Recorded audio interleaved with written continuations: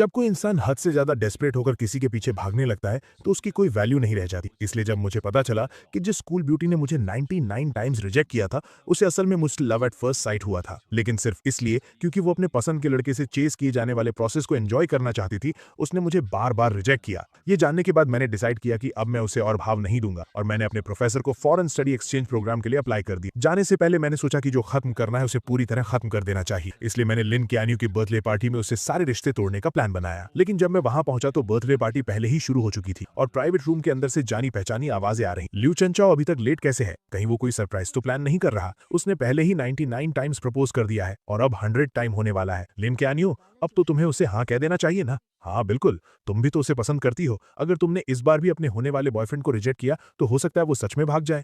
उन लड़कियों की छेड़छाड़ सुनकर लिन कैन्यू बहुत कॉन्फिडेंट लग रही थी। ल्यू चेनचाओ मुझे बहुत पसंद करता है, वो कहीं नहीं भागेगा। जब वो नेक्स्ट टाइम प्रपोज करेगा तब मैं उसे हाँ कह दूंगी। उसका ये ओवर कॉन्फिडेंट टोन सुनकर मुझे बहुत अजीब लगा। अब कोई नेक्स्ट टाइम नहीं हो। लिन कैन्यू को चेस करने के इन 2 सालों में मैंने अपनी सारी सेल्फ रिस्पेक्ट छोड़ दी थी। मैंने बाकी स्टूडेंट्स के ताने और मजाक को इग्नोर किया और हर रोज उसे खुश करने के लिए नए नए तरीके आजमाए, लेकिन मेरे सच्चे प्यार का कभी कोई जवाब नहीं मिला। मैंने कई बार गिव अप करने का भी सोचा और न जाने कितनी रातें अकेले रोते हुए गुजारी, लेकिन अगले दिन मैं फिर से हिम्मत जुटाकर उसके पीछे लग जाता था। यहाँ तक कि उसके करीब रहने के लिए मैंने उस फॉरेन एक्सचेंज स्टूडेंट प्रोग्राम को भी लगभग छोड़ ही गया था, जिसे पाना बहुत मुश्किल था। जब तक कि उस दिन मैंने गलती से लिन कैन्यू का फोन नहीं देख लिया। तब मुझे पता चला कि लिन कैन्यू को भी मुझसे लव एट फर्स्ट साइट हुआ था। उसने मेरा contact name dear husband save किया हुआ था और उसकी गैलरी में मेरी हजारों फोटोज थी। लेकिन ये जानने के बाद कि वो भी मुझे पसंद करती है, मुझे बिल्कुल भी खुशी नहीं हुई, बल्कि मुझे बहुत गुस्सा आया और सब कुछ एक मजाक लगने लगा। मैं थक चुका हूँ, मैंने हार मान ली है। अब मैं बस जाना चाहता हूँ और लिन कैन्यू की दुनिया से हमेशा के लिए गायब होना चाहता हूँ। जैसे ही मैंने दरवाजा खोला, रूम के अंदर की बातें अचानक रुक गईं। सबने बड़ी चालाकी से मुंह घुमा लिया और दूसरी बातें करने लगे, जैसे उन्होंने मुझे देखा ही ना हो।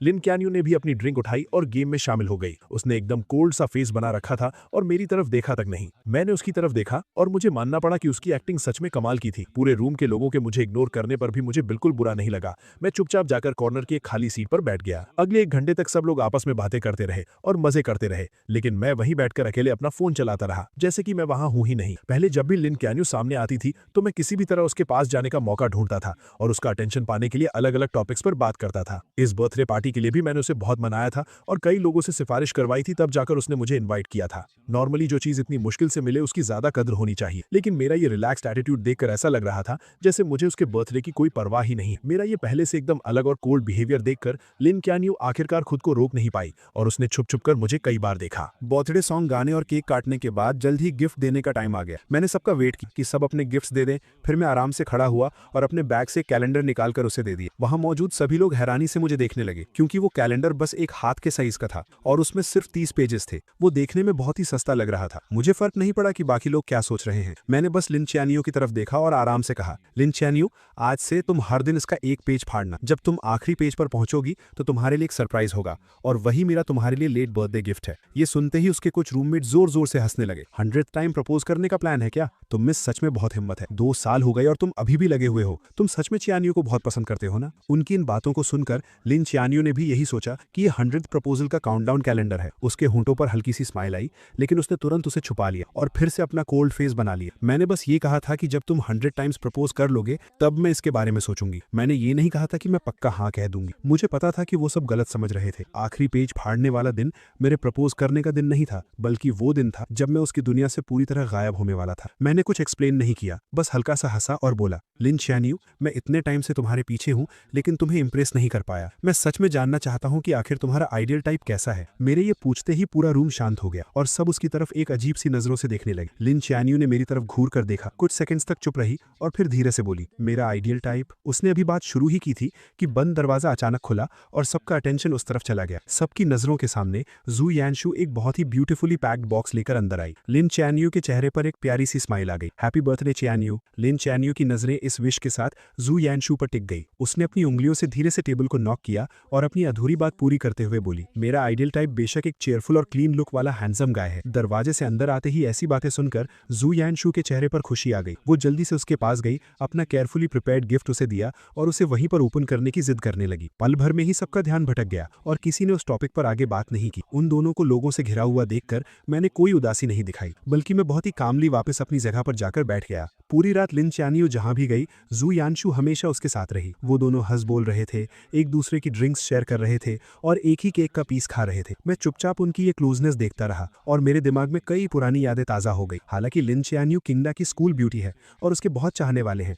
लेकिन वो हमेशा लड़कों से दूर ही रहती है। उसका इकलौता एक्सेप्शन जू यानशु है, जिसके साथ वो बचपन से बड़ी हुई है। वो उसके बिखरे बालों को सेट करती है, क्लासेस में उसके साथ बैठती है और उसका बैग उठाती है और उसके लिए दूसरे कॉलेजेस की लड़कियों से बैट लगाकर compete करती है। उसकी ये सारी स्पेशल ट्रीटमेंट मेरे दिन में कांटों की तरह चुभती थी। लेकिन सच्चाई पता चलने वाले दिन मुझे समझ आया कि भले ही लिन च्यानियो और जू यानशु बचपन के दोस्त हों, लेकिन पहले वो इतने क्लोज नहीं थे। जू यानशु पूरा दिन लिन च्यानियो के पीछे घूमती थी, लेकिन उसने कभी उसे भाव नहीं दिया था। मेरी एंट्री के बाद ही उसने जानबूझकर मेरे सामने जू यानशु के साथ क्लोज होने का नाटक शुरू किया था, सिर्फ इसीलिए ताकि मुझे जेलस फील हो और मैं उसे चेज करने के लिए और ज्यादा मोटिवेट हूं। इसीलिए अब लिन च्यानियो को मेरे सामने ये सब नाटक देखकर मुझे सिर्फ हंसी आ रही थी। मैंने अपना ग्लास नीचे रखा, खड़ा हुआ और वॉशरूम चला गया। मैंने अपने चेहरे पर पानी के छींटे मारे, जिससे मुझे थोड़ा होश आया। मैंने अपने बैग से टिश्यू निकाला और चेहरे से पानी पोंछने लगा। मेरा चेहरा ढका हुआ था, इसलिए मुझे पता ही नहीं चला कि अचानक कोई मेरे पास आकर खड़ा हो गया। जब मैंने जू यानशु की वो अजीब सी ताने मारने वाली आवाज सुनी, तब मुझे एहसास हुआ कि कुछ गड़बड़ है। लुचेंजो, तुम इतने सालों से सिस्टर चियानियो के पीछे पड़े हो, लेकिन उसने कभी हाँ नहीं कहा, और तुम्हारी इतनी हिम्मत कि तुम बेशर्मों की तरह इस बर्थडे पार्टी में भी आ गए। मैं तुमसे रिक्वेस्ट करती हूँ, वो तुम्हें बिल्कुल पसंद नहीं करती। क्या तुम्हें थोड़ी भी सेल्फ रिस्पेक्ट नहीं है? तुम बस एक सस्ते डेस्परेट इंसान हो। उसकी बातें सुनकर मेरे चेहरे पर जरा सा भी गुस्सा नहीं। मैंने बस उसे कामली देखा और पूछा, क्या तुम्हारी बकवास खत्म हो गई? जू यानशु को मेरे ऐसे रिएक्शन की उम्मीद नहीं, इसलिए वो कुछ पल के लिए हैरान रह गई। बिल्कुल नहीं। क्या तुम्हें पता है कि पूरा स्कूल तुम्हारे बारे में क्या कहता है? 99 टाइम्स प्रपोज करने वाला डेस्परेट कुत्ता। आखिरकार तुम भी एक स्टूडेंट हो, क्या तुम्हें अपनी इज्जत की कोई परवाह नहीं है? कोई भी देखकर बता सकता है कि सिस्टर चियानियो मुझे पसंद करती है। तुम अपनी ये अंधी आंखें खोलकर क्यों नहीं देखते? उसका ये बदतमीजी भरा रवैया देखकर भी मुझे कोई फर्क नहीं पड़ा। मैंने बस अपनी नजरें उससे हटाकर उसके पीछे की तरफ कर ली और कहा, इससे पहले कि तुम और गालियां दो, अपने पीछे देख लो। मेरी नजर का पीछा करते हुए जू यानशु अजीब सा मुंह बनाकर पीछे मुड़ी और सामने दरवाजे के बाहर लिन चियानियो खड़ी थी। ऐसा लग रहा था कि वो काफी देर से वहां खड़ी थी और शायद उसने अभी अभी जो कुछ हुआ वो सब देख लिया था। ये सोचते ही जू यानशु अचानक घबरा गई। उसके चेहरे पर तुरंत वो बेचारी और मासूम सी एक्टिंग वापस आ गई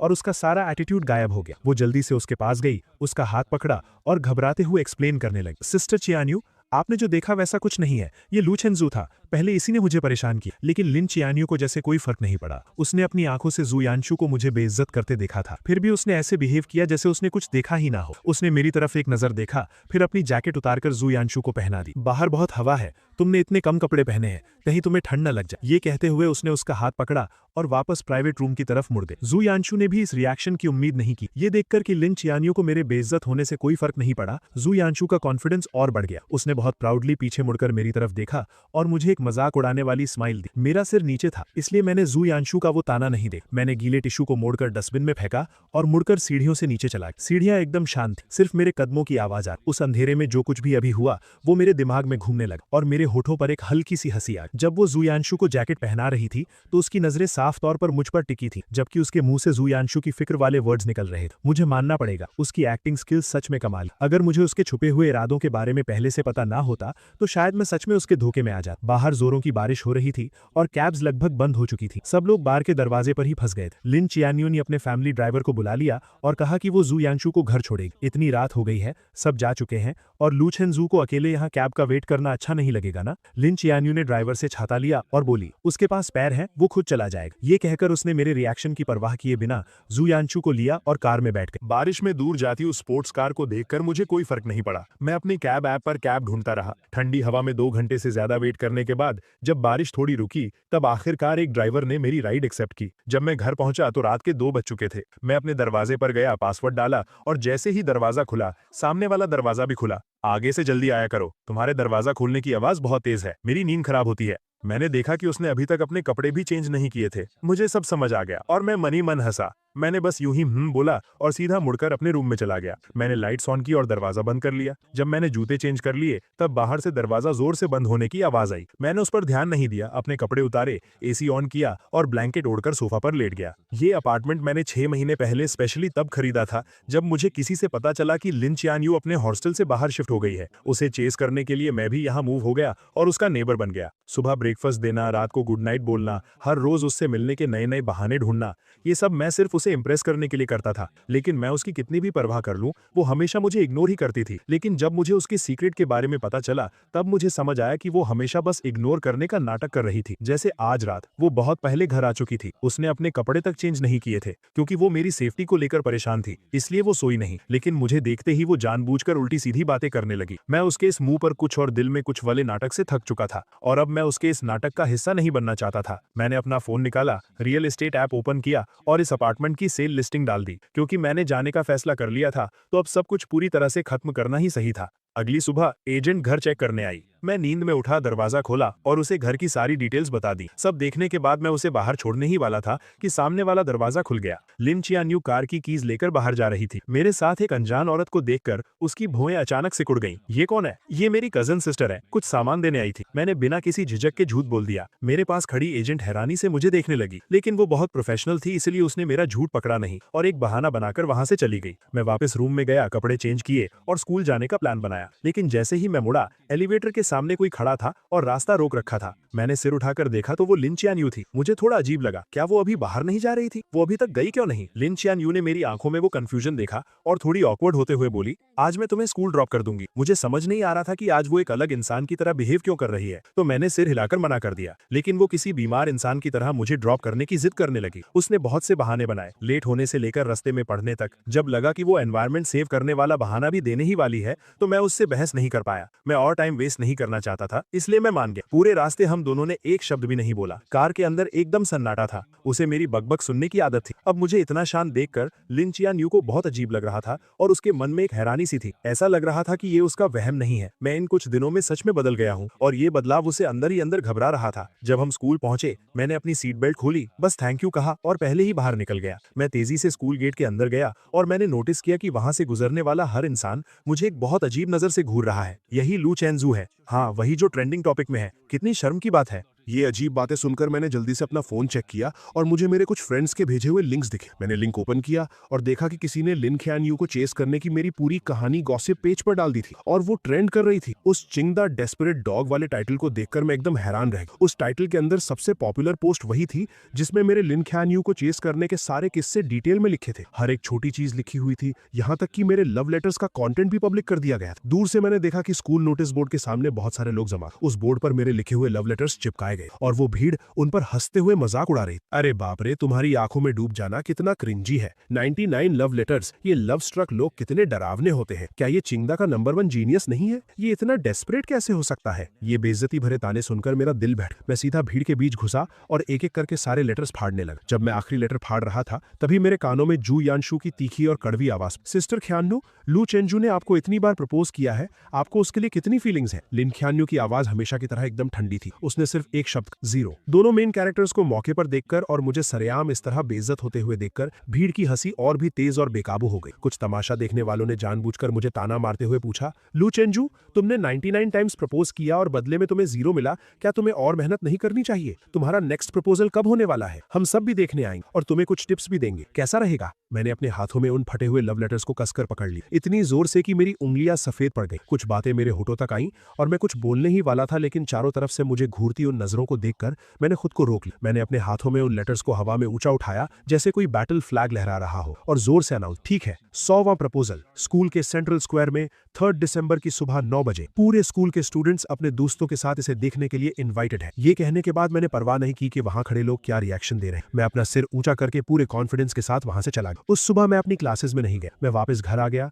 और मैंने अपने पास रखे उन सभी लव लेटर्स को एक एक करके फाड़ा, उन्हें जलाकर राख कर दिया और फिर फ्लश कर दिया। वीकेंड पर एक क्लब जो काफी टाइम से इनएक्टिव था, उसने अचानक मीटअप का मैसेज भेजा। मुझे वैसे भी अपनी क्लब रेजिग्नेशन एप्लीकेशन देनी थी, तो मैं वहां चला गया। लेकिन जैसे ही मैंने दरवाजा खोला, मैंने देखा कि लिन ख्यान्यू, जो कभी इन इवेंट्स में नहीं आती थी, वो भी आज हैरानी से वहां मौजूद। मैंने उसे इग्नोर किया और सीधा कॉर्नर में जाकर बैठ गया। मुझे देखते ही जू यानशु के कुछ दोस्तों ने नाटक शुरू कर, ख्यान्यू यहाँ आने के लिए कैसे मान गई? बेशक इसीलिए क्योंकि यानशु यानशु को पार्टी करना पसंद है। सब जानते हैं कि हमारी स्कूल ब्यूटी सिर्फ यानशु की बात मानती। मुझे उनके इन सस्ते नाटकों में कोई इंटरेस्ट नहीं, इसलिए मैंने बस कुछ ऑरेंजेस लिए और उन्हें छीलकर खाने। जब सब लोग जमा हो गए तो प्रेसिडेंट ने गेम शुरू करने की अनाउंसमेंट। मुझे कोई इंटरेस्ट नहीं था, लेकिन मुझे जबरदस्ती खींचा गया और मुझे बिना मन के इस बोरिंग ट्रूथ और डेयर गेम को खेलना पड़ा। 7-8 राउंड्स के बाद आखिरकार लिन ख्यानयू हार गई। सब लोग एक्साइटमेंट भी चिल्लाने लगे। लिन स्कूल ब्यूटी को डेयर मिला है, कमरे में मौजूद किसी भी ऑपोजिट जेंडर को 3 मिनट तक किस करना। जल्दी बताओ स्कूल ब्यूटी ये डेयर पूरा करने के लिए किसे सिलेक्ट कर। मुझे पता था कि वो मुझे नहीं चुनेगी और मुझे फर्क भी नहीं पड़ता था कि वो किसे चुनती। मैं बस अपना सिर नीचे किए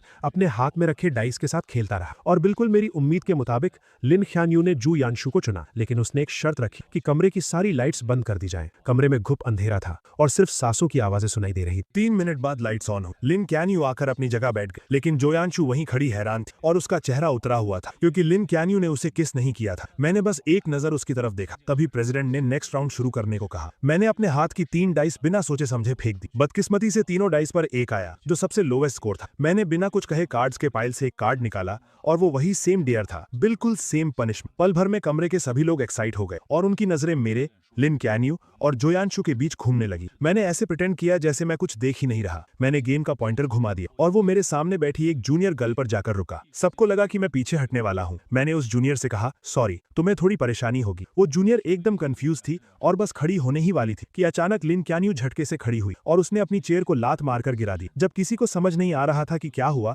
उसने ठंडे स्वर में बात काटते हुए कहा, बहुत देर से खेल रहे हैं, मैं थक गई हूँ, अब ब्रेक का टाइम है ना। उसके रूममेट्स भी हाँ में हाँ मिलाने लगे तो प्रेसिडेंट को मजबूरन पनिशमेंट को होल्ड पर रखना पड़ा। ब्रेक के दौरान कुछ लड़कियों ने कहा कि उन्हें भूख लगी। रूममेट्स तुरंत कमरे के लड़कों को नीचे खाने पीने का सामान लाने के लिए ले गए और उन्हें गए हुए 20 मिनट हो गए। उन्हें वापस आता ना देख प्रेसिडेंट और वेट नहीं करना चाहता था, इसलिए उसने गेम कंटिन्यू करने की अनाउंसमेंट की। मैंने अपना फोन नीचे रखा और चारों तरफ देखा। तब मुझे पता चला कि वो जूनियर वहां नहीं थी। सच कहूं तो लिन कैन्यू को छोड़कर वहां कोई भी लड़की नहीं थी। मुझे गैस करने की जरूरत नहीं थी। मुझे पता था कि ये लिन कैन्यू ने जानबूझकर किया है, लेकिन मैं उसके प्लान को सक्सेसफुल नहीं होने देना चाहता था। इसलिए मैंने अपने सामने रखा 500 ml का ग्लास उठाया और सबकी तरफ इशारा की। मैंने जिस पार्टनर को सिलेक्ट किया था वो जा चुका, इसलिए गेम के रूल्स के हिसाब से मैं ड्रिंक खत्म करके अपनी पनिशमेंट पूरी करूंगा। ये कहने के बाद मैंने बिना कोई एक्सप्रेशन बदले पूरा ग्लास एक सांस में खत्म कर दी। लिन कैन्यू को उम्मीद नहीं थी कि मैं उसे चुनने के बजाय ड्रिंक पीना चूज करूंगा। उसका चेहरा तुरंत गुस्से से डार्क हो गया। उसने मेरी तरफ देखा जिसका चेहरा अब लाल हो रहा था और अपने हाथ में पकड़े डाइस को इतनी जोर से दबाया कि उससे आवाज आने लगी। आधे लोगों के चले जाने के बाद गेम में कोई मजा नहीं बचा था, इसलिए वो पार्टी वहीं खत्म हो गई। मैं नशे में झूमता हुआ सबके जाने का वेट करता रहा। फिर मैंने अपने बैग से क्लब रेजिग्नेशन एप्लीकेशन निकाली और प्रेसिडेंट को दे दी। दीवार के सहारे मैं नीचे जाने की कोशिश करने लगा। मैं सीढ़ियों के पास पहुंचा ही था कि मुझे धुंधला धुंधला जोयांशु दिखाई दी। मैं उसे इग्नोर करके साइड से निकलने ही वाला था कि उसने मेरा हाथ जोर से पकड़ लिया। उसकी आंखों में बहुत गुस्सा था। अभी लाइट्स ऑन होने के बाद तुमने मुझे उस अजीब नजरों से क्यों देखा था? मैं तुम्हें बता दूं, भले ही सिस्टर कैनियो में मुझे किस नहीं किया, उसका भी एक रीजन था। वो मेरी रिस्पेक्ट करती है। उसकी बातें सुनकर मेरी हंसी छूटने ही वाली थी, लेकिन मुझे पता था कि इस वक्त मैं कुछ भी कहूं जोयांशु नहीं समझेगी, इसलिए मैंने बस अपना सिर हिलाया और कहा, तुम बिल्कुल सही कह रही हो। ये कहकर मैंने उसका हाथ छुड़ाया और जाने लगा, लेकिन जोयांशु ने मुझे और जोर से पकड़ लिया और लगातार मुझे गालियां देने लगी। हम दोनों के बीच धक्का मुक्की होने लगी। मेरे पैर वैसे ही लड़खड़ा रहे थे और उसके खींचने की वजह से मेरा बैलेंस बिगड़ गया। मैं सीधा पीछे की तरफ गिरा और उन ऊंची सीढ़ियों से नीचे लुढ़कता चला गया। जोयांशु भी घबरा गई और उसका बैलेंस बिगड़ गया, जिससे वो भी मेरे साथ सीढ़ियों से नीचे गिर गई। ऊपर से गिरने की आवाज सुनकर जो स्टूडेंट्स अभी ज्यादा दूर नहीं गए थे, वो तुरंत मुड़े और वापस भागे। हम दोनों को इतनी बुरी तरह घायल देखकर सब घबरा गए। आखिर में लिन कैन्यू ने किसी को कॉन्टैक्ट किया और हमें अपने फैमिली हॉस्पिटल भेज। चेकअप के बाद डॉक्टर ने बताया कि मेरी हड्डी क्रैक हो गई है और अगर टाइम पर सर्जरी नहीं हुई तो मैं हमेशा के लिए डिसेबल्ड हो सकता हूँ। जब से उसे पता चला कि हमें चोट लगी है, उसकी नजरें मुझसे एक पल के लिए भी नहीं हटी। मेरे पीले पड़े चेहरे और माथे से टपकते पसीने को देखकर ऐसा लग रहा था जैसे वो भी मेरे दर्द को फील कर रही थी और उसका दिल भी दर्द से तड़प रहा था। ऑपरेशन थिएटर रेडी था, लेकिन हॉस्पिटल में अभी सिर्फ एक ही एक्सपर्ट डॉक्टर मौजूद था जो ये सर्जरी कर सकता था। लिन क्यून्यू को डिसाइड करना था कि पहले सर्जरी किसकी होगी। उसने बिना सोचे मेरी तरफ देखा और मेरी नजरें भी उसी पर थी। मेरी उन आंखों में अब पहले वाला प्यार और पागलपन नहीं था, बस एक मरे हुए तालाब जैसी शांति थी। मेरी उस नजर को देखकर लिन क्यून्यू का दिल जोर से कांप उठा। मिस, प्लीज जल्दी डिसाइड कीजिए, पहले किसकी सर्जरी करनी है? मैं स्ट्रेचर पर अपने पीले पड़े चेहरे के साथ लेटा हुआ था। बेहोश होने से ठीक एक सेकंड पहले मैंने लिन क्यून्यू को पूरे कॉन्फिडेंस के साथ एक नाम लेते हुए सुना, जुयांशु। पहले जुयांशु को बचाओ। जल्दी ही डॉक्टर्स जुयांशु को ऑपरेशन थिएटर में ले गए। जैसे ही वो दरवाजा बंद हुआ, मैं पूरी तरह से बेहोश हो गया। जब मुझे दोबारा होश आया तब तक एक दिन बीत चुका था। आंखें खोलते ही सबसे पहले मैंने अपने पैरों को हाथ लगाकर चेक किया। जब मुझे फील हुआ कि मेरे पैर अभी भी सही सलामत हैं, तब जाकर मैंने चैन की सांस ली। मेरी आंखों से खुशी के आंसू छलक पड़े। थैंक गॉड, मैं डिसेबल्ड नहीं हुआ। खबर मिलते ही मेरे पेरेंट्स तुरंत आ गए और मुझे टॉप फ्लोर के वीआईपी वार्ड में शिफ्ट कर दिया, जहां वो मेरी देखभाल करने लगे। 2 घंटे बाद जू यानशु को मेरे ठीक सामने वाले वार्ड में शिफ्ट किया गया। लिन क्यून्यू खुद उसका हाथ पकड़कर उसे अंदर लेकर आई। चेकअप्स में आसानी हो इसलिए दोनों वार्ड्स के दरवाजे खुले हुए थे और मैं सामने वाले वार्ड में जो कुछ भी हो रहा था वो सब साफ साफ सुन सकता था। जू यानशु दर्द से परेशान थी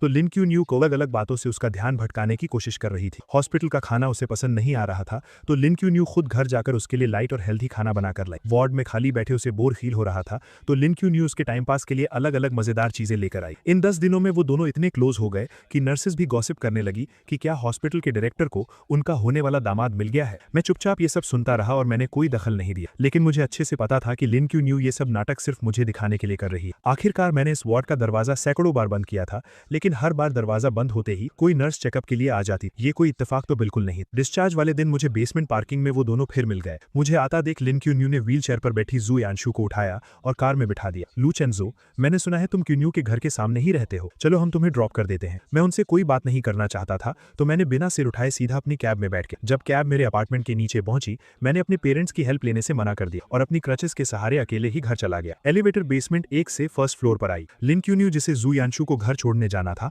वो अचानक एलिवेटर के अंदर आ गई। हम दोनों ने एक दूसरे को देखा लेकिन किसी ने कुछ नहीं कहा। एलिवेटर 17th फ्लोर पर रुकी। लिन क्यून्यू दरवाजे के पास खड़ी थी और बाहर नहीं जा रही, इसलिए मुझे अपनी क्रचेस के सहारे थोड़ा घूमकर पहले बाहर निकलना पड़ा। मैं धीरे चल रहा था लेकिन मेरे पीछे आ रही लिन क्यून्यू मुझसे भी धीरे चल रही। मैं फील कर सकता था कि उसकी नजरें मुझ पर ही टिकी थी। जब मैं दरवाजे पर पहुंचा मैंने पासवर्ड डालना चाहा लेकिन अचानक मेरी क्रच जमीन पर गिर गई। मुझे दीवार के सहारे धीरे धीरे नीचे झुकना पड़ा। जैसे ही मैंने अपनी क्रच पकड़ी अचानक मेरे सामने एक परछाई सी आई। लिन क्यानयू भी नीचे बैठ गई थी, शायद मेरी क्रच उठाने के लिए, लेकिन जैसे ही उसकी नजर मुझसे मिली उसने अपना हाथ पीछे खींच लिया और अपने खुले हुए शूलेस बांधने का नाटक करने लगी। मेरे चेहरे पर एक मजाक उड़ाने वाली स्माइल आ गई। मैंने अपनी क्रच उठाई, धीरे धीरे खड़ा हुआ और रूम के अंदर चला गया। घर पर लंबे समय तक रेस्ट करने के बाद फाइनल एग्जाम्स का टाइम आ गया। हालांकि मुझे जल्द ही विदेश जाना था लेकिन अब मैं थोड़ा चल सकता था, इसलिए मैंने एग्जाम पोस्टपोन करने की एप्लीकेशन नहीं दी और एग्जाम देने चला गया। लेक्चर हॉल में बहुत सीढ़ियां थी और मेरे पैरों की चोट अभी पूरी तरह ठीक नहीं हुई थी, इसलिए मैं बीच में फर्स्ट रो में बैठ गया। थोड़ी देर में लिन क्यानयू जू यानशु को सहारा देकर अंदर लाई। मुझे देखते ही जू यानशु ने तुरंत नाटक शुरू कर दिया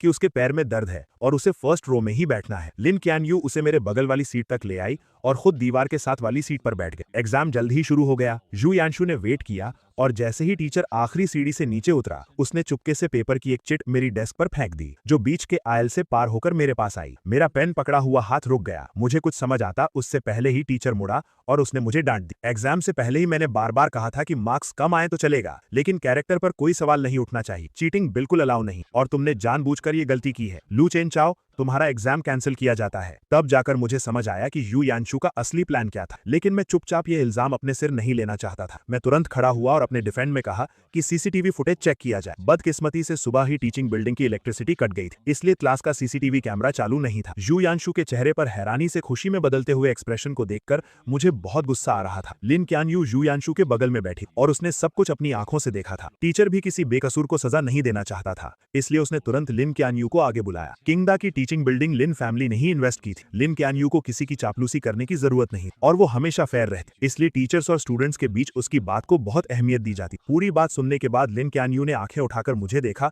और फिर बहुत ही कामनेस के साथ बोली, जिसने चीटिंग की वो यू यानशु नहीं है। उसके ये कहते ही मेरे ऊपर लगा इल्जाम पक्का हो। लू चेन चाओ, अब तुम्हारे पास क्या बहाना है? तुमने चीटिंग की, उसे एक्सेप्ट भी नहीं कर रहे और उल्टे अपनी क्लासमेट पर इल्जाम लगा रहे हो। तुम सच में सुधरने वाले नहीं। तुम्हारे पिछले मार्क्स भी कहीं चीटिंग से तो नहीं आए थे? कुछ भी हो जाए इस बार मैं इसे पूरे स्कूल में अनाउंस करके तुम्हें पनिश करूंगा। मैं अपनी जगह पर ही खड़ा रह गया। मुझे ऐसा लगा जैसे मैं किसी बर्फ की खाई में गिर गया। मुझे लगा था कि सही और गलत के बीच फैसले के वक्त लिन क्यानयू हमेशा अपने प्रिंसिपल्स को फॉलो करेगी, इसलिए मैंने उसका नाम लिया। लेकिन मुझे बिल्कुल उम्मीद नहीं थी कि सब कुछ अपनी आंखों से देखने के बावजूद वो यू यानशु को बचाने के लिए झूठ बोलेगी। अब मैं कितनी भी सफाई दे दूं सब बेकार था। मैंने लिन क्यानयू को गहरी नजरों से देखा और बिना एक शब्द कहे वहां से चला गया। मेरी उन लाल आंखों को देखकर लिन क्यानयू अचानक घबरा गई। वो बिना सोचे मेरे पीछे आई और मेरा रास्ता रोक। लू चेन चाओ, मुझे पता है इस मामले में गलती यानशु की थी, लेकिन वो बहुत सेंसिटिव है। मैं नहीं चाहती कि लोग उसके बारे में बातें बनाएं। उसने मुझे एक बार भी सॉरी नहीं कहा, बस यू यानशु को डिफेंड करने में लगी हुई थी। मुझे तो शक होने लगा था कि उस दिन जो फोटोज मैंने देखी थी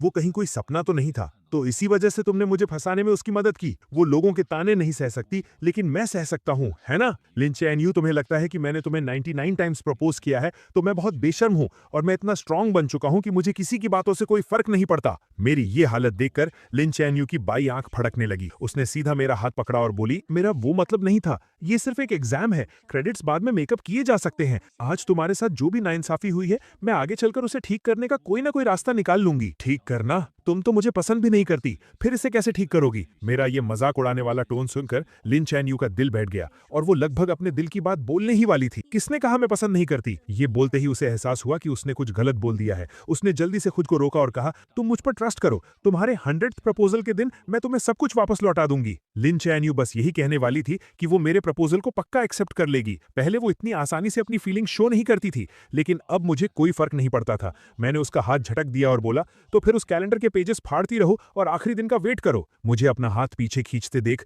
लिन चैन यू भी हैरान रह गई और आखिरकार उसकी आवाज थोड़ी सॉफ्ट हो गई। ठीक है, सिर्फ 3 दिन बचे हैं, मैं तुम्हें जरूर एक सेटिस्फैक्टरी जवाब दूंगी। मेरे जाने से 3 दिन पहले वो अपार्टमेंट जो मैंने सेल के लिए डाला था वो बिक गया। एजेंट कॉन्ट्रैक्ट लेकर आई और मैंने तुरंत साइन कर दिया। मैं 3 दिन बाद शिफ्ट हो जाऊंगा। इन कुछ दिनों में मैं घर का सारा सामान साफ कर दूंगा और नया ओनर तब यहां आ सकेगा। एजेंट ने डेट्स नोट की और मैं उसे एलिवेटर तक छोड़ने गया। दरवाजा खुलते ही लिन चैन यू 2 बैग्स लिए बाहर आई। उसने कुछ देर तक एजेंट को घूर कर देखा और फिर बहुत पोलाइटली कहा, गुड मॉर्निंग। एजेंट ने भी हैरानी में रिप्लाई किया, गुड मॉर्निंग। एलिवेटर के नीचे जाने के बाद मैं मुड़कर अपने रूम में जाने ही वाला था कि अचानक लिन चैन यू ने मुझे रोक लिया और अपने हाथ में पकड़ा एक बैग मेरी तरफ बढ़ा दिया। मैं बस वहां से गुजर रही थी। मैंने ये थोड़ा ज्यादा ले लिया है और मैं इसे खत्म नहीं कर पाऊंगी। क्या तुम थोड़ा ट्राई करना चाहोगे? मैंने उस बैग की तरफ एक नजर डाली। वो मेरे फेवरेट ड्राई फ्रूट्स थे। ये शॉप ईस्ट साइड में थी, जहां आने जाने में 2 घंटे लगते थे और वहां 1 घंटे की लाइन में लगना पड़ता था। वो स्पेशली मेरे फेवरेट स्नैक्स खरीदने गई थी और फिर उसे मुझे देने का बहाना ढूंढ लाई। मैंने बिना कुछ कहे वो बैग ले लिया,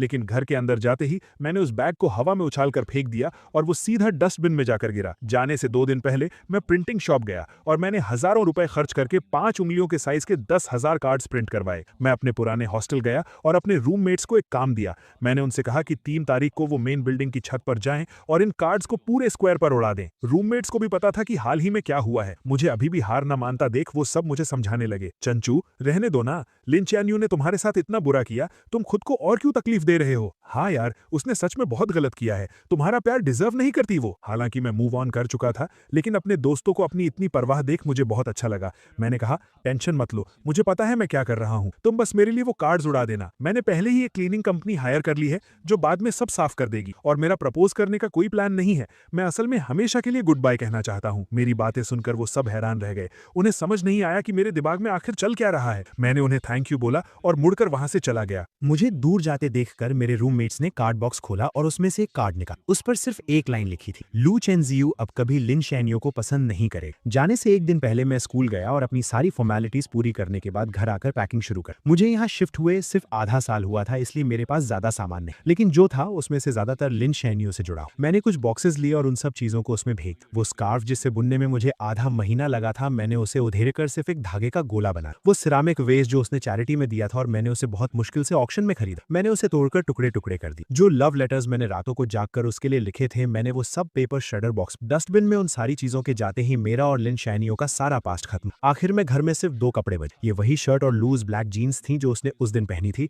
जब हम पहली बार मिले। मैंने माचिस जलाई और उन्हें जलाकर राख कर दी। जब मैं खड़ा हुआ तो मैंने देखा कि लिन शैनियो कुछ ही दूरी पर खड़ी थी। मैंने बहुत कामली उससे कहा, बस कुछ फालतू का कचरा साफ कर, और मुड़कर अपस्टेयर्स चला। अगले दिन सुबह होते ही मैं सामने वाले दरवाजे की आवाजों से उठ गया। मैंने नींद में अपनी आंखें खोली और टाइम देखने के लिए अपना फोन उठाया। तभी मैंने नोटिफिकेशन बार में लगातार आते हुए ढेरों मैसेजेस देखे। मुझे समझने में थोड़ा टाइम लगा कि ये सारे मैसेजेस 20 से ज्यादा लोगों के ग्रुप से आ रहे हैं। 1 साल पहले लिन शैनियो की पसंद जानने के लिए मैं चुपके से इस ग्रुप में जुड़ा था। मैं उस ग्रुप से लीव होना भूल गया और लिन शैनियो को भी नहीं पता था कि मैं उस इतनी सुबह सुबह जो लोग बातें कर रहे थे वो लिन शैनियो की हॉस्टल फ्रेंड्स थी। जैनियो इतनी जल्दी उठ गई, कहीं ऐसा तो नहीं कि एक्साइटमेंट के मारे तुम रात भर सोई ही नहीं? ये भी कोई पूछने की बात। वो कल रात 11 बजे से ही तैयारी में लगी। क्या इस बार सच में तुम लू चेनजियू का प्रपोजल एक्सेप्ट करने वाली हो? यहाँ तक स्क्रॉल करने के बाद मेरे हाथ रुक गए। मैंने देखा कि नीचे लिन शैनियो ने एक लंबा सा मैसेज टाइप किया हुआ था। प्रपोजल एक्सेप्ट करने की बात नहीं है, हम दोनों एक दूसरे को पसंद करते हैं, तो हमारा साथ आना तो वैसे भी तय। अब ये फालतू के सवाल मत, मुझे ये बताओ कि आज कौन सी ड्रेस ज्यादा अच्छी लगे, ये वाली या ये वाली? उसके भेजी गई दर्जनों ड्रेसेस की फोटोज देखकर ग्रुप में खलबली मच गई। हे भगवान, इतनी सारी तैयारियां! क्या ये हमारी वही कोल्ड स्कूल ब्यूटी है जो लड़कों से दूर रहती थी? उन सब के रिएक्शंस के बीच लिन शैनियो ने सिर्फ एक ही रिप्लाई की, मैं उसे बहुत पसंद करती और इस जिंदगी में मुझे उसके अलावा और कोई नहीं चाहिए। ये एक लाइन देखकर मेरी मेरी हंसी छूट गई और मेरे दिमाग में पुरानी बातें घूमने लगी। उसका ये मुझे पसंद है वाला मैसेज देखकर मुझे ओ हेनरी की कहानियों की तरह एक बहुत बड़ा मजाक महसूस हुआ। वो मुझे पसंद करती थी, इसलिए उसने 99 टाइम्स मेरा प्रपोजल रिजेक्ट और मुझे सबके सामने एक मजाक बनने। वो मुझे पसंद करती थी, इसलिए वो मुझे इग्नोर करती थी और जानबूझकर दूसरे लड़कों के क्लोज जाकर मुझे जेलस फील कराती। वो मुझे पसंद करती थी, इसलिए उसने सच को झूठ में बदलकर मुझ पर झूठे इल्जाम लगाए और मेरी सच्ची फीलिंग्स को पैरों तले रौंद दिया। अगर उसका प्यार ऐसा है तो मुझे ऐसा प्यार नहीं चाहिए। ग्रुप चैट में मैसेजेस अब और तेजी से आ रहे थे। हॉस्टल में रहने वाली कुछ लड़कियों ने वहां की कुछ फोटोज भेजी। अभी बस 7 बज रहे थे, लेकिन स्क्वायर में पहले से ही बहुत भीड़ जमा हो गई। सब मेरा 100th प्रपोजल देखने आए थे। जैन्यू जल्दी आओ, कहीं ऐसा ना हो कि प्रपोजल शुरू हो जाए और तुम जो मेन हीरोइन हो तुम्हें अंदर घुसने की जगह नहीं मिले। मैं ग्रुप से बाहर निकलने ही वाला था कि मैंने देखा लिन चियनयू ने मुझे एक मैसेज भेजा था। मैं निकलने वाली हूँ और तुम? मैं भी निकलने के लिए तैयार हूँ, बस फर्क इतना है कि मैं हमेशा के लिए निकलने वाला हूँ। मुझे अचानक ये देखने का बहुत मन हुआ कि ग्राउंड पर उन कार्ड्स को हवा में उड़ता देखकर लिन चियनयू का रिएक्शन क्या हो। जब उसे पता चलेगा कि मैं देश छोड़कर जा चुका हूँ तो उसे कैसा फील होगा। लेकिन अफसोस, मैं वो सब नहीं देख पाऊंगा। आज के बाद लिन चियनयू से मेरा कोई लेना देना नहीं है। मैंने आराम से अपनी पैकिंग खत्म की, मुड़कर उस खाली रूम को देखा और फिर अपना फोन निकालकर लिन चियनयू के सारे नंबर्स और अकाउंट्स ब्लॉक कर दिए। ये सब करने के बाद मुझे इतनी शांति मिली जो मैंने पहले कभी फील नहीं की थी। मैंने अपना सूटकेस उठाया, मुड़कर दरवाजे से बाहर निकला और अपनी एक नई और बेहतरीन जिंदगी की तरफ कदम बढ़ा। 9 बजने में अभी 5 मिनट बाकी। स्क्वायर में इतनी भीड़ थी कि पैर रखने की भी जगह नहीं। यहाँ तक कि सिक्योरिटी गार्ड्स को भी ऑर्डर मेंटेन करने के लिए आना पड़ा। नीचे इतने सारे लोगों की भीड़ को देखकर मेरे रूममेट्स हैरान रह गए और खुशी से बातें करने लगे। इतने सारे लोग, इसका मतलब है जो भी होने वाला है वो तुरंत पूरे स्कूल में फैल जाएगा। ये अच्छा ही है, वरना चैन झू के जाने के बाद भी लोग पीठ पीछे उसके बारे में बातें करते रहेंगे। वो आपस में बातें कर ही रहे थे कि टाइम हो गया। 8:59 हो गए हैं। चैन झू पहुंच चुका होगा। जल्दी करो, जो कार्ड्स फेंकने वाले हैं और जो फोटोज क्लिक करने वाले हैं सब रेडी हो जाओ। हमें चैन झू के फ्लाइट में बैठने से पहले उसे ये नजारा जरूर दिखाना है। उनकी बात खत्म होते ही 9 बजे का अलार्म बज उठा। 2 लड़के राइट और लेफ्ट साइड में अपनी पोजीशन पर खड़े हो गए और विंडो पर रखे उन कार्ड्स के ढेरों को हवा में उड़ा दी। पल भर में ही वो सफेद कार्ड 16 फ्लोर की छत से हवा में तैरते हुए नीचे गिरने लगे। स्क्वायर में खड़े किसी कमजोर नजर वाले स्टूडेंट ने चिल्लाकर कहा, देखो स्नो गिर रही है, और सबने अपना सिर ऊपर उठा लिया। जैसे ही वो कार्ड्स नीचे गिरने वाले थे, लोगों ने उन्हें पकड़ने के लिए छलांग लगाई, ये देखने के लिए कि आखिर उन पर क्या लिखा है। और स्क्वायर के बिल्कुल बीच में खड़ी लिन चियनयू भी अपना सिर उठाकर ऊपर देख रही थी। उसके साथ खड़ी लड़कियां भी इस नजारे को देखकर हैरान थी। वाओ, ये कितने सारे हैं, कम से कम 10,000 कार्ड्स होंगे। लू चेनझू ने सच में बहुत मेहनत की। अपनी सहेलियों की ये तारीफें सुनकर लिन चियनयू का दिल भी उम्मीदों से भर गया। उसने अपना हाथ ऊपर किया और एक कार्ड कैच कर ली। उसने चेहरे पर स्माइल के साथ उसे पलटा, लेकिन जैसे ही उसने उस पर लिखे वर्ड्स पढ़े, उसके चेहरे की स्माइल वहीं जम गई। उसके बगल में खड़ी सहेलियां उसे चिढ़ाने के लिए आगे आईं, लेकिन कार्ड पर लिखे वर्ड्स देखकर उनकी भी आंखें फटी रह गई और वो हकलाते हुए बोली, ये इम्पॉसिबल है, पक्का कोई गलती हुई है। वो उसे दिलासा देते हुए नीचे गिरे बाकी कार्ड्स उठाने लगी और लिन चेनयू को दिखाने लगी, लेकिन उन नए कार्ड्स पर भी बिल्कुल सेम चीज प्रिंट थी। लू चेनझू अब कभी लिन चेनयू को पसंद नहीं करेगा। अब सब लोग सच में घबरा गए थे। उन्होंने जल्दी से अपने बगल में खड़े लोगों के हाथ से कुछ कार्ड्स छीन लिए, लेकिन उन्हें पढ़ने के बाद उनके दिलों का डर और बढ़ गया। ये कैसे पॉसिबल है? क्या ये प्रपोजल है? ये क्या बकवास लिखी? कहीं किसी ने जानबूझकर गड़बड़ तो नहीं की है? वो लोग अभी भी बहाने बना ही रहे थे कि तभी भीड़ में खड़े बाकी लोगों के हाथ में भी कार्ड्स आ गए और वो जोर जोर से चिल्लाने लगे, लू चेनझू अब कभी लिन चेनयू को पसंद नहीं करेगा। अरे तो ये प्रपोजल नहीं था यार, सबको यहाँ बेवकूफ बनाकर बुलाया गया सिर्फ ये क्लियर करने के लिए। इतनी मेहनत से प्रमोशन किया, अब तो पूरे स्कूल को पता चल गया। लोगों की तेज होती इन आवाजों और बातों को सुनकर लिन चेनयू के चेहरे का रंग धीरे धीरे उड़ गया। उसे ऐसा लगा जैसे किसी ने उसका दिल जकड़ लिया हो। उसके दिमाग में ऑक्सीजन की कमी होने लगी और सब कुछ ब्लैंक हो गया। उसकी आंखों में सिर्फ हैरानी और डर साफ दिखा जा सकता था। स्क्वायर में खड़े हजारों लोग पंजों के बल उठकर उसका रिएक्शन देखने की कोशिश कर रहे थे और सबकी उम्मीदों के मुताबिक उसने अपने हाथ के कार्ड्स फेंक दिए और तेज कदमों से मेन बिल्डिंग की तरफ भागने लगी। तमाशा देखने वाले लोग भी तुरंत उसके पीछे पीछे जाने लगे। आखिरी कार्ड्स का बंडल नीचे फेंकने के बाद रूममेट्स भी जाने की तैयारी कर रहे, लेकिन जैसे ही वो दरवाजे के पास पहुंचे, सामने से लिन चैनियो आ गई। वो अपनी सहेलियों के साथ भागकर ऊपर आई थी और कुछ ही सेकंड्स में उनके पीछे तमाशा देखने वालों की भारी भीड़ भी वहां आ गई। लिन चैनियो को देखकर रूममेट्स ने तुरंत उसे ताना मारना शुरू कर दी। ओहो, तो ये हमारी चिंगडा की स्कूल ब्यूटी है ना? क्या तुम कहती नहीं थी कि लू चेन्झू तुम्हारे लायक नहीं है? तो फिर तुम इस बोरिंग से तमाशे में हिस्सा लेने क्यों आई हो? उनकी ये तानेबाजी सुनकर लिन चैनियो के हाथ कसकर मुट्ठी बन गए। उसका चेहरा गुस्से से लाल हो गया और उसने पूछा, क्या ये कार्ड्स तुम लोगों ने अपनी मर्जी से नीचे फेंके हैं? अपनी मर्जी शब्द सुनकर तीनों लड़के जोर से हंस पड़े। हमारी इतनी हिम्मत कहाँ? ये सब लू चेन्झू ने बहुत सारे पैसे खर्च करके प्रिंट करवाए थे और बहुत मेहनत से स्कूल तक लेकर आया था। हम तो बस उसका आखिरी काम पूरा करने वाले मजदूर हैं। ये सुनकर पीछे खड़े स्टूडेंट्स आपस में फुसफुसाने लगे। लिन चैन यू को तो लू चेंजो पसंद नहीं था ना, अब जब उस लड़के ने हार मान ली है तो ये इतनी बेचैन क्यों हो रही? तुम्हें क्या पता, नॉवेल्स की लैंग्वेज में इसे कहते हैं कि एक घमंडी लड़की का घमंड टूट गया है और अब वो अपने प्यार के पीछे भाग रही। मुझे तो लगता है कि अगर वो अब रिग्रेट कर रही है तो वो इसी लायक है। जब उसने पहले 99 टाइम्स उसे इग्नोर किया तब वो क्या कर रही थी? लोगों की ये बातें लिन चैन यू के दिल में तीखे चाकुओं की तरह चुभ रही और उन्होंने उसके लंबे समय से चले आ रहे कॉन्फिडेंस को चकनाचूर कर दी। इन 2 सालों में उसे लगा था कि वो मुझे पूरी तरह समझती है और मेरे थॉट्स और एक्शंस को इजीली कंट्रोल कर सकती, और आखिर हुआ भी वैसा ही। मेरे पिछले 99 प्रपोजल्स बिल्कुल वैसे ही खत्म हुए थे जैसे उसने सोचा था। उसे लगा था कि 100th टाइम सब कुछ खत्म हो जाएगा और मेरे और उसके बीच एक परफेक्ट हैप्पी एंडिंग हो। लेकिन जब उसे लग रहा था कि वो पूरी तरह जीत चुकी है, मैंने पूरी दुनिया के सामने उसे सबसे बड़ा झटका दिया। अब वो पहले की तरह शांत और केयरलेस होने का नाटक नहीं कर पा रही। उसकी असलियत सबके सामने आ चुकी। लू चेंजो कहाँ है? प्रेसिडेंट सू ने उसके चेहरे को देखा।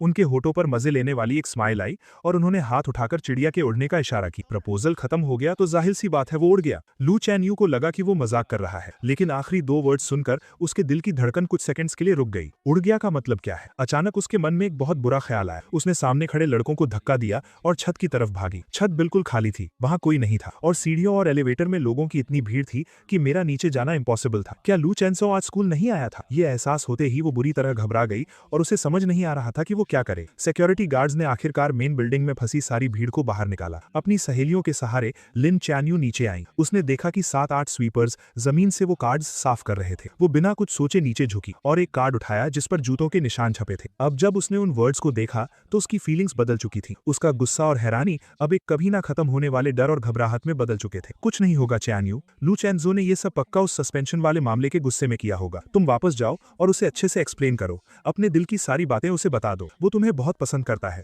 वो तुम्हें पक्का माफ कर देगा। हाँ, उसने तुम्हें 2 साल चेज किया है और 99 टाइम्स प्रपोज किया है। इस बार वो पक्का बस ऐसे ही गुस्सा दिखा रहा है। तुम उसे थोड़ा सा मना लोगी तो वो मान जाएगा। हालांकि सब लोग उसे पॉजिटिव बातें बोलकर समझा रहे थे, लेकिन लिन चैन यू के सिक्स्थ सेंस उसे बता रही थी कि इस बार सब कुछ पहले से बिल्कुल अलग है। वो अपनी उस घबराहट को रोक नहीं पा रही थी और उसे अपनी सहेलियों की बातें भी शोर लग रही थी। परेशान होकर वो सीधा कार ड्राइव करके अपार्टमेंट की तरफ निकल गई। वो मुझे ढूंढकर सब कुछ क्लियर करना चाहती थी। 10:30 पर उसने अपनी कार पार्क की और जैसे ही सोसाइटी के गेट पर पहुंची, उसने डस्टबिन साफ करने वालों को देखा। अचानक उसे कल रात का वो सीन याद आ गया जब मैं जमीन पर बैठकर कुछ जला रहा था। उस वक्त भी उसे लगा था कि कुछ अजीब है, लेकिन उसने मुझसे पूछा नहीं। अब वो देखना चाहती थी कि आखिर मैंने क्या जलाया था, लेकिन गार्ड ने वहां नया डस्टबिन रख दिया था। क्लीनिंग ट्रक दूर जा चुका था, तो मजबूरन लिन चैन यू हाथ में वो कार्ड लिए ऊपर चली गई। एलिवेटर का दरवाजा खुलते ही वो सामने रखे कुछ बड़े लगेज बॉक्सेस के कारण अंदर ही फंस गई। पास खड़े लड़के ने देखा कि वो बाहर नहीं आ पा रही है, तो उसने जल्दी से सॉरी बोला और लगेज हटाने लगा। लिन चैन यू ने अंदाजा लगाया कि शायद ये कोई नया नेबर है जो पास वाले अपार्टमेंट में शिफ्ट हुआ है, लेकिन जैसे ही वो अपने दरवाजे पर पहुंची,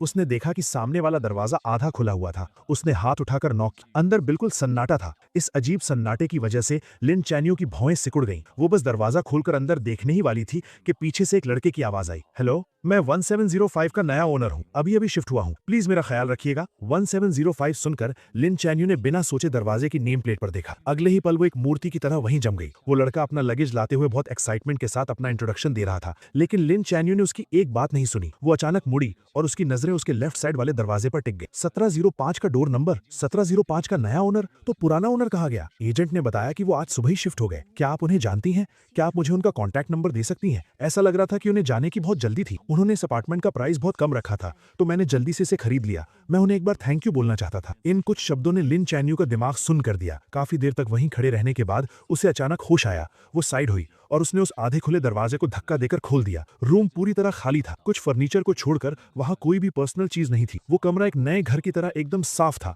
उस लड़के ने लिन चैन यू के पीले पड़ते चेहरे पर ध्यान नहीं दिया और अभी भी दांत दिखाते हुए हंस रहा था। साफ है ना?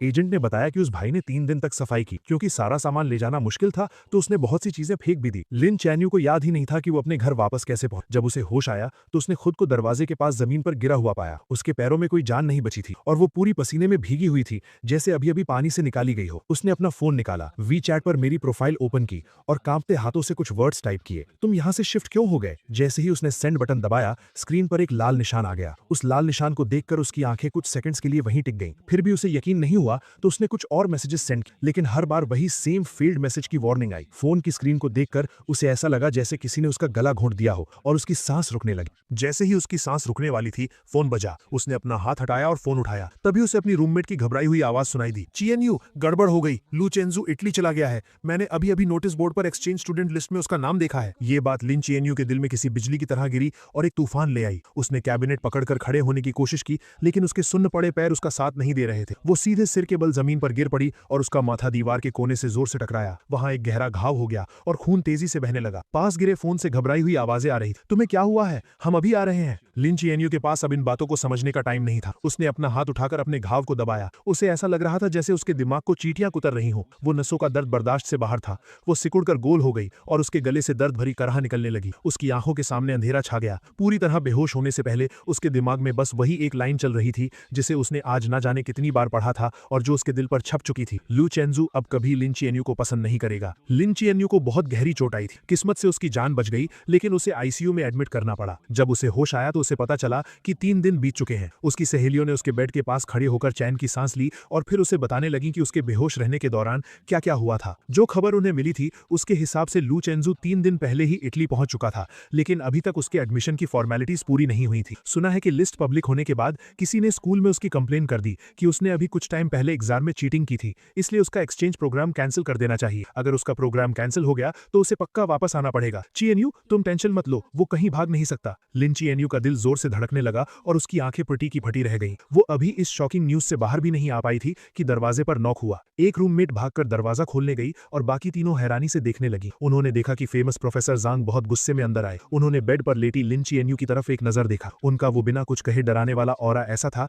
कि कोई उनसे आंख नहीं मिला पा रहा था। तुम ही लिन चिएनयू हो ना? सुना है चेंजू और जू यानचू वाले चीटिंग केस में तुमने ही गवाही दी थी। मुझे तुमसे बात करनी है। ये सुनकर रूममेट्स वहां रुकने की हिम्मत नहीं कर पाई और तुरंत वार्ड से बाहर चली गईं। धीरे धीरे बंद होते दरवाजे को देखते हुए लिन चिएनयू ने हल्का सा अपना सिर उठाया। हाँ, मैंने ही गवाही दी थी। ये जवाब सुनते ही प्रोफेसर जांग का चेहरा गुस्से से लाल हो गया और उन्होंने अपनी आवाज तेज करते हुए कहा, चेंजू ने मुझे बताया कि तुमने झूठी गवाही दी है। इतने बड़े मामले में तुमने झूठ बोलने की हिम्मत कैसे की? क्या तुम्हें पता भी है कि इसका उसके फ्यूचर पर क्या असर पड़ेगा? अगर ऑफिशियल नोटिस आ गया और ऊपर से जो कंट्रोवर्सी तुम्हारे कारण इंटरनेट पर हुई थी उसे मिला दें तो उसकी पूरी जिंदगी तुम्हारे हाथों बर्बाद हो जाएगी। वो तुम्हें पसंद करता है, लेकिन अपने दिल पर हाथ रखकर बताओ, क्या इन 2 सालों में उसने कभी तुम्हारे साथ कुछ बुरा किया है? क्या तुम उससे इतनी नफरत करती हो कि उसे पूरी तरह से बर्बाद करना चाहती हो? अगर तुम्हारे अंदर थोड़ी सी भी इंसानियत बची है तो तुरंत स्कूल एडमिनिस्ट्रेशन के पास जाकर उन्हें सच बताओ। ये बातें सुनकर लिन चिएनयू का दिमाग सुन्न हो गया और उसका दिल घबराहट से तेज धड़कने लगा। उस वक्त वो बस इस बात से गुस्सा थी कि मैंने क्लब पार्टी में उसे चूज नहीं किया था।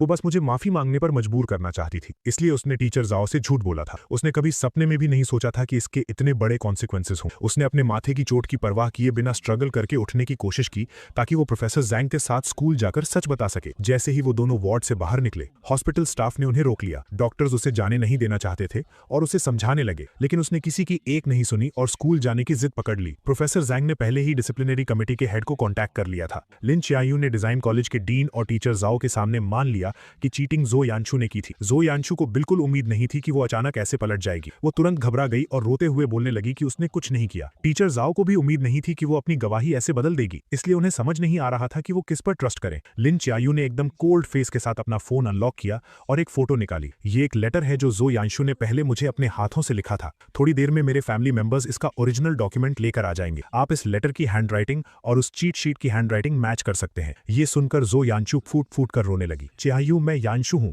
क्या तुम भूल गई कि हम साथ बढ़े हुए हैं? ये मामला खत्म हो चुका था। तुम झूठ क्यों बोल रही हो? लिन चिएनयू ने देखा कि इतने सॉलिड प्रूफ के बाद भी वो मुकरने की कोशिश कर रही है। उसकी आंखों में एक गहरी नफरत आ गई। मैंने तुम्हें कभी पसंद नहीं किया, मैं बस पहले एक्टिंग कर रही थी। अब मेरा एक्टिंग करने का मन नहीं है तो जाहिर है कि मैं तुम्हें नहीं बचाऊंगी। अगर तुमने ये किया है तो तुम्हें अपने एक्शंस की रिस्पॉन्सिबिलिटी लेनी होगी। उसके इतना कहते ही लिन फैमिली के लोग वो ओरिजिनल लेटर लेकर आ गए। जब एक एक लेटर मैच किया गया तो ये साफ हो गया कि चीट शीट पर हैंडराइटिंग जो यानचू की ही थी। डिसिप्लिनरी कमेटी ने तुरंत एक मीटिंग बुलाई और पूरे स्कूल में सच अनाउंस करने का फैसला किया। क्योंकि इस इंसिडेंट का बहुत बुरा असर पड़ा था, इसलिए जो यानचू को स्कूल से एक्सपेल कर दिया गया और ये बात उसके परमानेंट रिकॉर्ड में डाल दी गई। जब सब कुछ सेटल हुआ तब तक अंधेरा हो चुका था। लिन चिएनयू दीवार का सहारा लेते हुए बाहर आई और उसने प्रोफेसर जैंग को रोका। प्रोफेसर जैंग, क्या चेंजू को पता है कि यहाँ क्या हुआ? हालांकि मामला पूरी तरह से सॉल्व हो गया था, लेकिन प्रोफेसर जैंग का गुस्सा अभी शांत नहीं हुआ था और वो अभी भी उससे चिढ़े हुए थे। वो लगभग एक्सपेल होने वाला था, तो उसे कैसे नहीं पता होगा? क्या तुम्हारे दिमाग में सच में चोट लग गई है? इस तरह डांट खाने के बाद लिन चिएनयू को और भी बुरा लगा,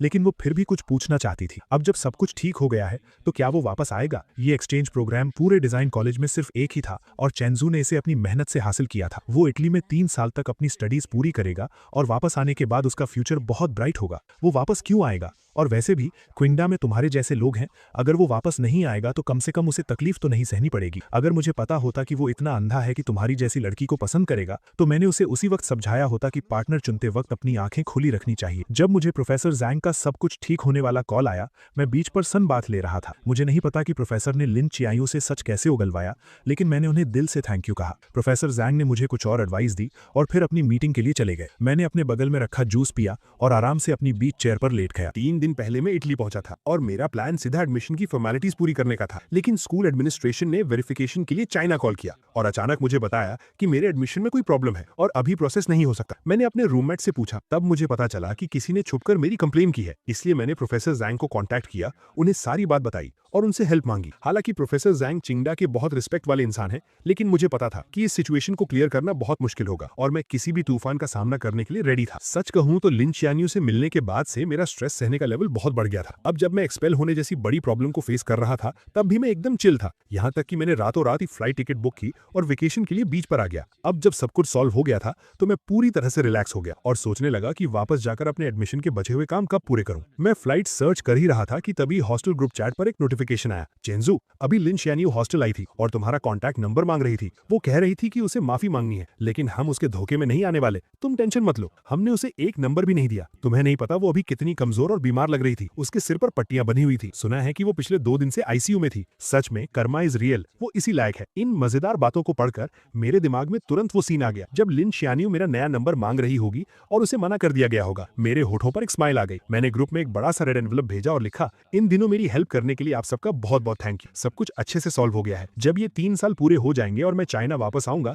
तो मैं आप सबको ट्रीट दूंगा और पर्सनली थैंक यू कहूंगा। मिलान वापस जाने की सबसे अर्ली फ्लाइट बुक करने के बाद मैंने अंगड़ाई ली और खड़ा हो गया। मैं उस सॉफ्ट बीच पर चलते हुए अपने होटल की तरफ जाने लगा। इस बार एडमिशन का प्रोसेस एकदम स्मूथली हो गया, कोई प्रॉब्लम नहीं। मैंने अपने हाथ में ऑफिशियल स्टैंप लगे डॉक्यूमेंट्स और अपना नया स्टूडेंट आईडी कार्ड देखा और मेरे चेहरे पर एक सेटिस्फैक्शन वाली स्माइल आ गई। क्या आप हॉस्टल में रहेंगे या अपना अपार्टमेंट ढूंढेंगे? मैंने पहले ही एक अपार्टमेंट ढूंढ लिया है। मुझे इंटरनेशनल स्टूडेंट्स वाले क्राउडेड हॉस्टल्स में रहना पसंद नहीं है, इसलिए मैंने आने से पहले ही स्कूल के पास एक छोटा सा अपार्टमेंट खरीद लिया था। मैं तुरंत अपना लगेज लेकर वहां चला गया। वहां पहुंचने के बाद मैंने अपने सामने सीढ़ियां देखी और अपने भारी सूटकेस को उठाने की कोशिश की और एक लंबी सांस ली। मैं सोच ही रहा था कि क्या मुझे पैसे देकर किसी से हेल्प लेनी चाहिए कि तभी एक बहुत ही खूबसूरत लड़की मेरे पास आई। उसने इंग्लिश में मुझसे पूछा कि क्या मुझे हेल्प चाहिए। मैंने जल्दी से सिर हिलाकर हाँ कर दी। उस खूबसूरत लड़की ने मेरा लगेज उठाने में हेल्प की और हम सीढ़ियां चढ़ने लगे। रास्ते भर हम बातें करते रहे।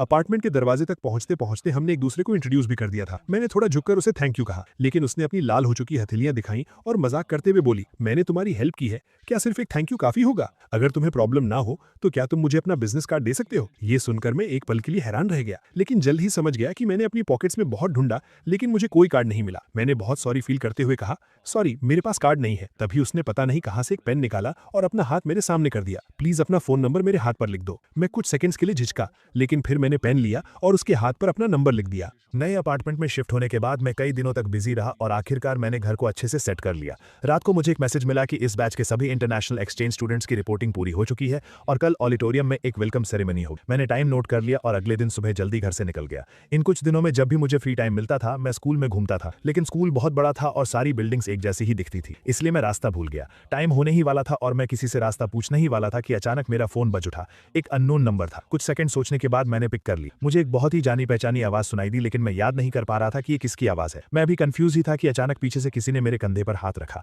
मैंने पीछे मुड़कर देखा तो वो सिल्विया थी, वही खूबसूरत लड़की जिसने कुछ दिन पहले मेरी हेल्प की। वो स्माइल करते हुए मुझे हाय कह रही थी और उसका फोन अभी भी उसके कान पर था। तब मुझे समझ आया कि ये उसका नंबर था। मेरे चेहरे पर एक सरप्राइज भरा एक्सप्रेशन आ गया। हम दोनों एक साथ हंस पड़े। तुम कहाँ खोए हुए हो? मैंने सच सच बता दिया कि मैं रास्ता भटक गया हूँ। ऑडिटोरियम का नाम सुनकर उसने तुरंत कहा कि उसे भी वहीं जाना है और वो मुझे रास्ता दिखा सकती है। मैं भी वहीं जा रही हूँ, चलो मैं तुम्हें ले चलती हूँ। मुझे उस पर कोई शक नहीं हुआ। हम दोनों एक भूल भुलैया जैसे कॉलेज कैंपस में घूमते हुए हंसते बोलते जा रहे थे।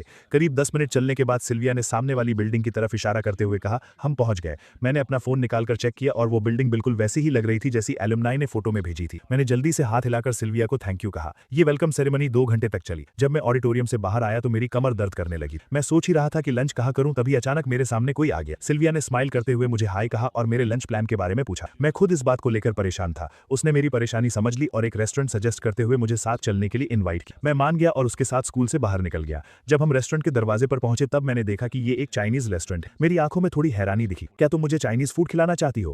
क्या तुम्हें ये खाना पसंद आएगा? मैंने सुना है कि तुम लोगों को यहाँ का खाना जल्दी सूट नहीं करता। मैं चाहती थी कि आज हमारा लंच बहुत अच्छा रहे और मैं भी चाइनीज फूड ट्राई करना चाहती थी, इसीलिए मैंने ये रेस्टोरेंट सेलेक्ट किया। मुझे उम्मीद नहीं थी कि वो इतनी केयरिंग होगी, इसलिए मैं उसकी बात टालना नहीं चाहता था। तो ठीक है, यही रेस्टोरेंट सही रहेगा। मैं भी यहाँ का होस्ट ही हूँ, तो ये मील मेरी तरफ से होगा। मुझे उम्मीद है कि तुम्हारा पहला चाइनीज फूड एक्सपीरियंस बहुत अच्छा रहे। हम बातें करते हुए रेस्टोरेंट के अंदर गए और एक सीट ढूंढकर बैठ गए। सिल्विया के चीयरफुल और पुनाइट नेचर की वजह से हमारा लंच बहुत मजेदार रहा। हमने ईस्ट और वेस्ट के कल्चर डिफरेंसेस के बारे में बात और स्कूल में होने वाली मजेदार चीजों पर डिस्कस किया। हम बहुत जल्दी अच्छे दोस्त बन गए। लंच के बाद सिल्विया मुझे मेरे अपार्टमेंट तक छोड़ने आई। जाते वक्त उसके चेहरे पर एक उदासी सी। क्या मैं तुम्हें इस वीकेंड एक आफ्टरनून टी के लिए इनवाइट कर सकती हूँ? वीकेंड पर मौसम बहुत अच्छा था, इसलिए मैं खुशी खुशी चला गया और सिल्विया के साथ एक गार्डन कैफे में बैठकर बातें करने लगा। झील के पास से सफेद कबूतरों का एक झुंड उड़ता हुआ आया और एक पंख धीरे से मेरे सिर पर आ गिरा। सिल्विया ने देखा और हंसते हुए उसे हटाने के लिए खड़ी हुई। हम दोनों एक दूसरे के बहुत करीब और दूर से देखने पर ऐसा लग रहा था जैसे हम बहुत क्लोज हों। मैंने अपनी हंसती हुई आंखें ऊपर की और कहा, थैंक यू। मैंने जैसे ही ये कहा, मेरी नजर अचानक बाईं तरफ गई और मेरी आंखें वहीं जम गई। वो औरत जो दरवाजे पर खड़ी थी, जिसके माथे पर पट्टी बंधी थी और जिसका चेहरा बिल्कुल उतरा हुआ था,